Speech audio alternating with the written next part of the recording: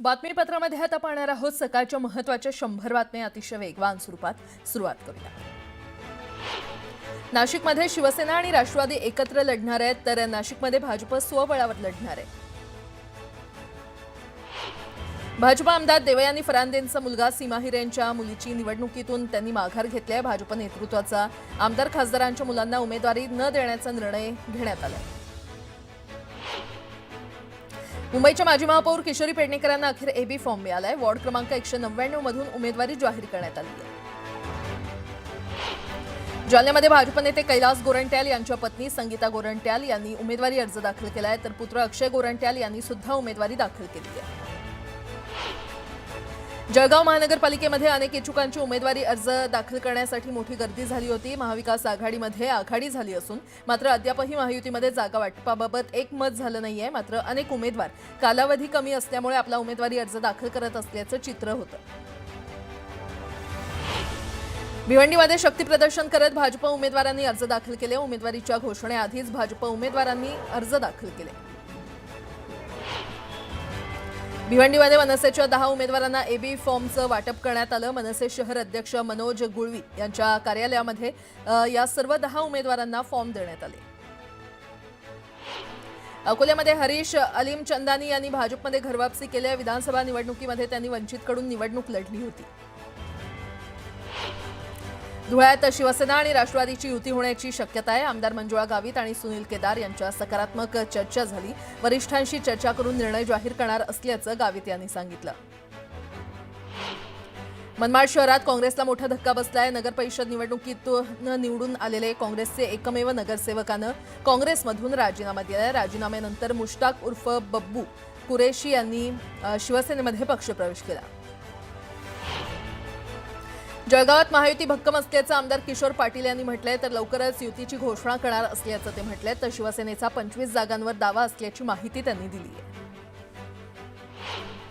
योगेश पाटील यांनी नशिराबाद नगरपरिषदेच्या नगराध्यक्षपदाचा पदभार स्वीकारला। यावेळी शिवसेना भाजप युतीच्या माध्यमातून नशिराबादचा विकास आदर्श ठरेल असं वक्तव्य पालकमंत्री गुलाबराव पाटील यांनी केलं।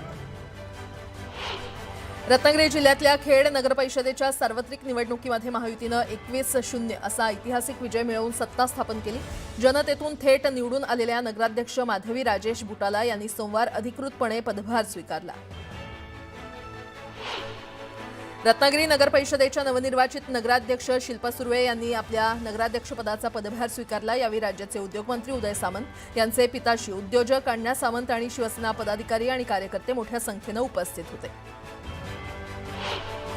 तळेगाव दाभाडे नगरपरिषदेमध्ये नवनिर्वाचित नगराध्यक्ष संतोष दाभाडे पाटील यांचा पदग्रहण आणि पदभार स्वीकार समारंभ उत्साहात पार पडला। या सोहळ्याला मावळ लोकसभा मतदारसंघाचे खासदार श्रीरंग बारणे, मावळचे आमदार सुनील शेळके, माजी मंत्री बाळा भेगडे यांची प्रमुख उपस्थिती होती। पुण्यामध्ये एका उमेदवारानं उमेदवारी अर्ज दाखल करताना नाण्यांच्या स्वरूपात अनामत रक्कम भरली। उमेदवार गणेश किरण खानापूर यांनी प्रभाग क्रमांक 26D मधून उमेदवारी अर्ज दाखल केला। छत्रपती संभाजीनगरमध्ये शिवसेनेच्या जिल्हाप्रमुखांनी निवडणुकीतून माघार घेतल्या। कार्यकर्त्यांना तिकीट मिळत नसल्याची खंत व्यक्त करत त्यांनी माघार घेतली, तर 7 जणांची तिकीटं कापल्याचा आरोप राजेंद्र जंजाळ यांनी केलाय। एकदा बातम्या वेगवान स्वरूपात। शक्तीपीठ महामार्ग माढा मतदारसंघातून जाणार आहे। माढा तालुक्यातून जाणारा शक्तीपीठ महामार्गामुळे क्रमवार शेतकऱ्यांमध्ये आनंदाचं वातावरण आहे। माढा इथे शेतकऱ्यांनी फटाके फोडत आणि पेढे वाटत शक्तीपीठ महामार्गाचं स्वागत केलं। छत्रपती संभाजीनगरमध्ये 1 कोटीच्या खंडणीसाठी शेतकऱ्याचं अपहरण केलं। पोलिसांना आणि नागरिकांना सांगितल्यानं मारहाण करत हत्या करण्यात आली। या प्रकरणात पोलिसांनी 5 जणांना अटक केली आहे।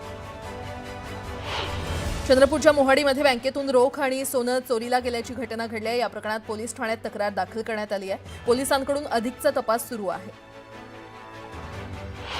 पालघरच्या बोईसर तारापूर MIDCमध्ये पुन्हा एकदा कारखान्याला आग लागल्याची घटना घडली आहे। यामुळे कारखान्यातील साहित्य जळून खाक झालंय। सुदैवानं यामध्ये कोणतीही जीवितहानी झालेली नाही। धरणगावात BDOच्या कार्यालयामध्ये आदिवासी बांधवांनी आंदोलन केलं। तातडीनं घरकुलाचा लाभ देण्याची मागणी करण्यात आली। मावळच्या 9 लाख उमरेत इतिहास घडलाय। राहुल सातकरनं चमकदार कामगिरी करत मावळ केसरी होण्याचा मान पटकावलाय। महिलांमध्ये अनुष्का दहीभातेनं दमदार कामगिरी केली, तर कुमार केसरीचा मान ओमकार भोतेला मिळालाय। अकोल्यामध्ये नायलॉन मांजा वापरणाऱ्यांवर पोलिसांनी मोठी कारवाई केली आहे। यावेळी पोलिसांनी 33 बंडल मांजा जप्त केलाय। या प्रकरणात गुन्हा दाखल करण्यात आलाय। शक्तीपीठ महामार्ग माढा मतदारसंघातून जाणार आहे। माढा तालुक्यातून जाणारा शक्तीपीठ महामार्गामुळे क्रमवार शेतकऱ्यांमध्ये आनंदाचं वातावरण आहे। माढा इथे शेतकऱ्यांनी फटाके फोडत आणि पेढे वाटत शक्तीपीठ महामार्गाचं स्वागत केलं। छत्रपती संभाजीनगरमध्ये 1 कोटीच्या खंडणीसाठी शेतकऱ्याचं अपहरण करण्यात आलं। पोलिसांना आणि नागरिकांना सांगितल्यानं मारहाण करत हत्या करण्यात आली आहे। या प्रकरणात पोलिसांनी 5 जणांना अटक केली आहे। यासोबतच इतरही काही महत्त्वाच्या बातम्या आपण पाहणार आहोत। तुर्तास एक छोटासा ब्रेक घेऊन लगेचच परत येतोय। पाहत रहा न्यूज 18 लोकमत।